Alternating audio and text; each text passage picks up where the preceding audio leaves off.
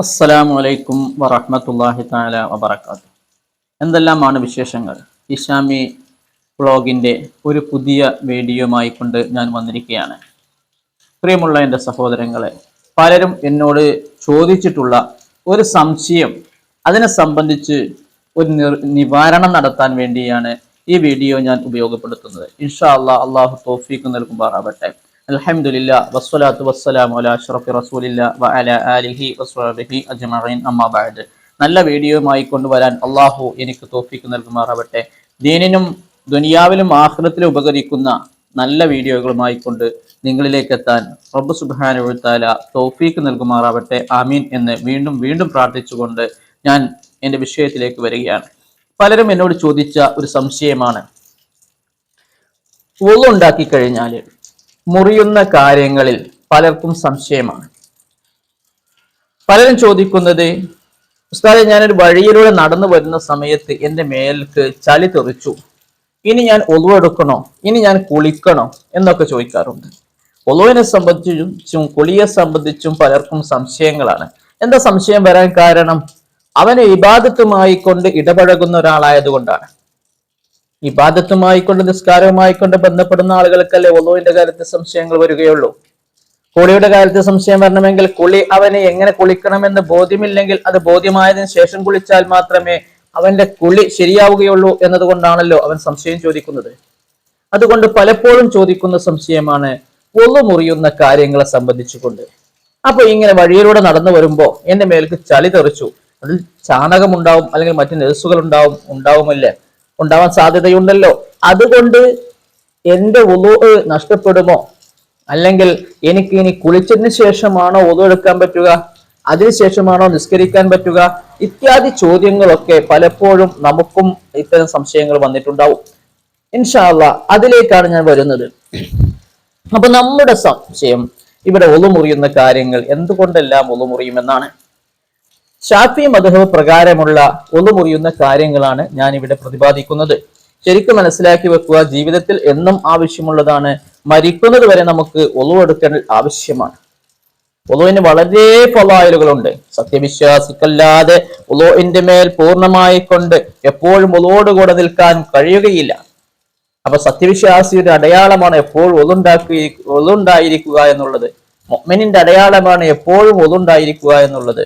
ഇൻഷാ അല്ലാഹ്, അപ്പോ നമുക്കും അതിന് അല്ലാഹു തൗഫീഖ് നൽകുമാറാവട്ടെ. ഞാൻ പറഞ്ഞു വരുന്നത്, ഒരാളുടെ കാലിലേക്കോ ശരീരത്തിലേക്കോ ചളി തെറിച്ചു കഴിഞ്ഞാൽ അവന്റെ ഒളു ഉള്ള ഒരു മനുഷ്യനാണെങ്കിൽ അവന്റെ ഒളു നിഷ്ഫലമായി പോവുകയില്ല, അവന്റെ ഒളു മുറിയുകയില്ല.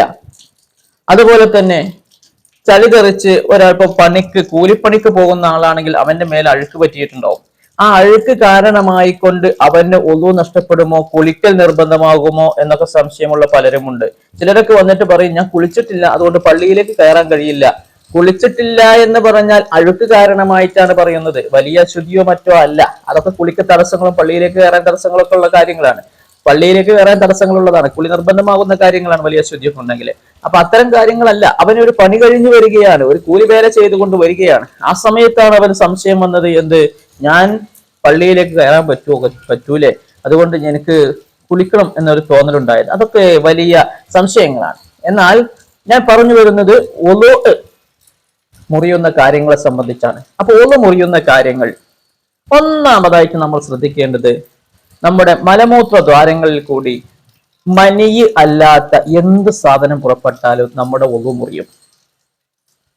മനിയ് അല്ലാത്ത എന്ത് സാധനം പുറപ്പെട്ടാലും ഒളു മുറിയും എന്ന് പറഞ്ഞാൽ, മനിയ് പുറപ്പെട്ടാലോ, മനിയ് എന്ന അറബിയിൽ വാക്കിന് അർത്ഥം ബീജം എന്നാണ്. ബീജം പുറപ്പെട്ടാൽ ഒളു മുറിയൂല എന്നല്ല പറഞ്ഞത്, അവന് കുളി തന്നെ നിർബന്ധമായി പോകും. പിന്നെ അവിടെ കുളിച്ചു കഴിഞ്ഞാൽ പിന്നെ ഒളു എടുക്കണല്ലോ. അപ്പൊ അതുകൊണ്ട് എന്തില്ല, ഒളു മുറിയൂല എന്ന് പറയാതെ ഒളു മുറിയുന്ന കാര്യങ്ങളിൽ അത് അല്ലാത്തത് സംഭവിച്ചാൽ ഒളു മുറിയും എന്ന് പറയാണ്. അതായത് മലമൂത്ര ദ്വാരങ്ങളിൽ കൂടി മനിയല്ലാത്ത എന്ത് സാധനം പുറപ്പെട്ടാലും ഒളു മുറിയും. വീണ്ടും ഒളു എടുക്കണം. വീണ്ടും ഒളു എടുത്ത് അവൻ എന്ത് ചെയ്യണം, നിസ്കാരം പോലത്തെ കാര്യങ്ങൾ ചെയ്യണമെങ്കിൽ അവന് ഒളു വീണ്ടും എടുക്കുക തന്നെ വേണം, ഒളു ഉണ്ടാക്കുക തന്നെ വേണം. പിന്നെ രണ്ടാമത് പറയുന്നത്, വലിയ ആളുകൾ എന്ന് പറഞ്ഞാൽ പ്രായപൂർത്തിയായ ആളുകൾ, അങ്ങനത്തെ വലിയ ആളുകൾ അവരുടെ തൊലികൾ തമ്മിൽ ചേരുക, തൊലിയിൽ തമ്മിൽ തട്ടിക്കഴിഞ്ഞാൽ ഒളു മുറിയും. അന്യരായ വലിയ ആളുകൾ. വലിയ ആളുകൾ എന്ന് മാത്രം പറഞ്ഞാൽ പോരാ, അന്യരാവണം. അന്യർ എന്ന് പറഞ്ഞാൽ ആരാണ്?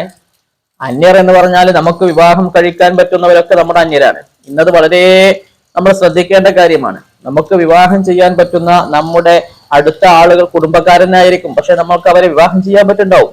അങ്ങനത്തെ ആളുകളൊക്കെ അന്യർ എന്ന വിഭാഗത്തിലാണ് പെടുന്നത്, അന്യർ എന്ന ഇനത്തിലാണ് പെടുന്നത്. അതുകൊണ്ട് അന്യരായ ആളുകളുടെ, വലിയവരായ അന്യരായ ആളുകളുടെ തൊലികൾ തമ്മിൽ ചേർന്ന് കഴിഞ്ഞാൽ അവന്റെ ഉളൂ മുറിയും. ഇവിടെ ഭാര്യയെ സംബന്ധിച്ച് ഷാഫി മദ്ഹബിൽ അന്യയായിട്ടാണ് കണക്കാക്കിയിട്ടുള്ളത്. അതുകൊണ്ട് തന്നെ ഭാര്യയുടെ തൊലിയിൽ തൊട്ടാൽ, അല്ലെങ്കിൽ ഭാര്യയുടെ ശരീരഭാഗങ്ങളിൽ തൊട്ടാൽ ഉളൂ മുറിയും. എന്നാൽ തൊലിയല്ലാത്ത ഭാഗങ്ങൾ ഉണ്ടാവൂലെ, മുടി അല്ലെങ്കിൽ നഖം, അല്ലെങ്കിൽ പുരുഷനാകുമ്പോൾ താടി രോമം, ഇതിലൊന്നും തൊട്ടാൽ എന്ത് ചെയ്യില്ല? ഒളു മുറിയുകയില്ല. പല്ലിലൊന്നും തൊട്ടാൽ ഒളു മുറിയില്ല.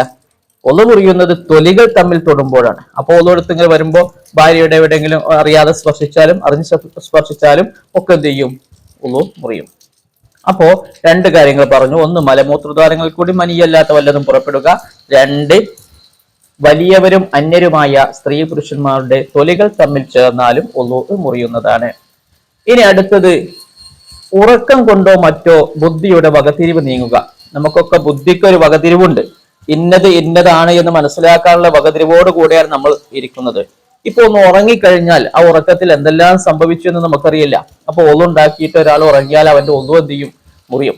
അവന്റെ ഒളു നിഷ്ഫലമാവും. പിന്നെ അതുപോലെ തന്നെ ഒളുവോടുകൂടെ ഒരാള് ബോധം പോയാലും അവന്റെ ഒളു എന്ത് ചെയ്യും? നിഷ്ഫലമാവും. പിന്നെ അതുപോലെ മറ്റോ എന്ന് പറഞ്ഞാൽ ഇവിടെ ലഹരി ഉപയോഗങ്ങളൊക്കെ ബുദ്ധിയെ എന്ത് ചെയ്യും? മാറ്റിമറിക്കും. ബുദ്ധിയുടെ സ്വബുദ്ധിയെ നഷ്ടപ്പെടുത്തും.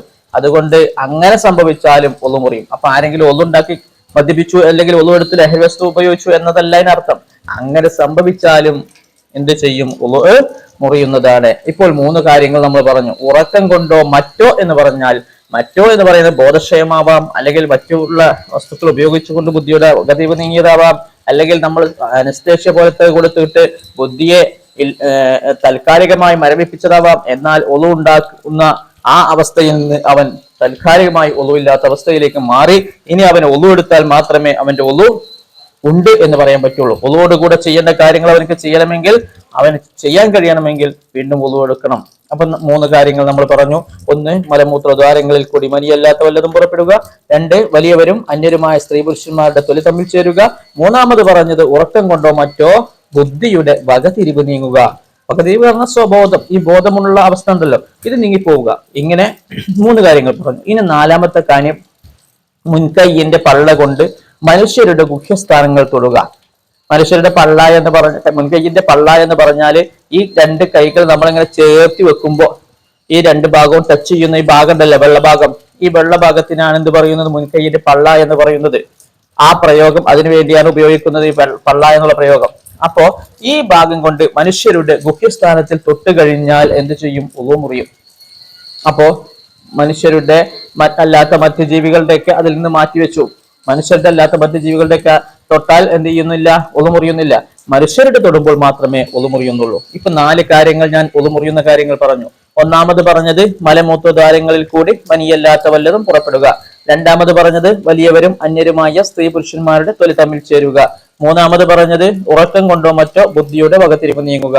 4-ാമത് പറഞ്ഞത് മുൻകൈയിന്റെ പള്ള കൊണ്ട് മനുഷ്യരുടെ ഗുഹ്യസ്ഥാനം തൊടുക. ഈ 4 കാര്യങ്ങളാണ് ഷാഫി മദ്ഹബ് പ്രകാരം ഒളു മുറിയുന്ന കാര്യങ്ങൾ. ഇതല്ലാത്ത മറ്റൊരു കാര്യം കൊണ്ടും ഒളു മുറിയുകയില്ല. ഇതല്ലാതെ നമ്മുടെ കയ്യിലേക്കോ ചളി തെറിച്ചാലോ കയ്യിൽ നെജസായാലോ ഒന്നും നമ്മളെ ഒളു എന്ന് പറയുന്നത് മുറിയുന്നില്ല. അതൊക്കെ നെജസൊക്കെ കഴുകിക്കളഞ്ഞ് ശുദ്ധിയാക്കുകയാണ് വേണ്ടത്. നെജസ് എങ്ങനെ കഴുകണമെന്നൊക്കെ ഇൻഷാ അല്ലാഹ് നിങ്ങൾക്ക് സംശയമുണ്ടെങ്കിൽ എന്നെ കമന്റിൽ ചോദിക്കുക, ഞാൻ അതിന് മറുപടി നൽകാം. അപ്പോൾ നമുക്ക് വീണ്ടും അതിനെ സംബന്ധിച്ച് വീഡിയോകൾ ഉണ്ടാക്കാം. അള്ളാഹു തൗഫീഖ് നൽകുമാറാവട്ടെ. നിങ്ങൾക്ക് ഇഷ്ടമായി എന്നുണ്ടെങ്കിൽ, നിങ്ങൾക്ക് മനസ്സിലായി എന്നുണ്ടെങ്കിൽ മറ്റുള്ളവർക്കും ഷെയർ ചെയ്ത് കൊടുത്താൽ ഇതൊരു ജാരിയായ സദഖയായിക്കൊണ്ട് നിങ്ങൾക്ക് പ്രതിഫലം ലഭിക്കും. ഇൻഷാ അല്ലാഹ് എനിക്കും പ്രതിഫലം ലഭിക്കും. അസ്സലാമു അലൈക്കും വറഹ്മത്തുള്ളാഹി തആല വബറകാതുഹു.